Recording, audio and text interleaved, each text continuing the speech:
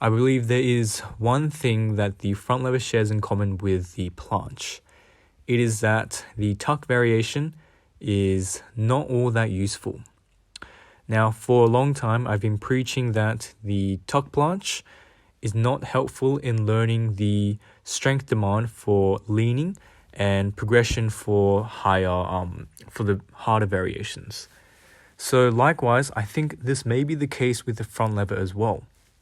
Now, the reason why I say this is, despite being a beginner, is that for a long time I've been playing around with the tuck front lever variation. Now, this goes back for like 2 years or something when I was just playing around with the front lever, but wasn't taking it too seriously.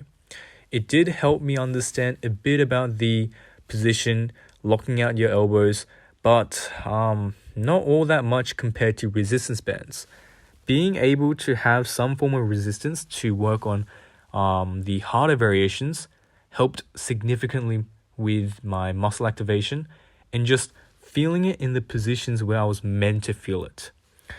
And I feel like for a long time, whenever I played around with the front lever, the tuck variation, so when my hip hinge is only about 90 degrees or less than that, I just don't feel it whatsoever in my back.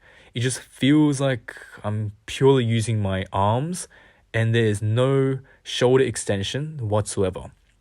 It's only when you start to lean forward and bring your legs out that you start to recognize that there are different muscle groups that play around with the variations. The tuck front lever doesn't use the right muscles compared to other variations like the half leg, the advanced tuck, the straddle, like anything that allows for more hip hinge, or I believe is the better variation to prioritize. Now, in my experience, recently these negative raises, have been the exercise that have just like the pump in my back have been ridiculous due to this exercise. This is the first time, an exercise has truly, taxed my back the most. Even like weighted pull-ups, rows, none of that does as much justice as these shoulder extension type negatives and raises.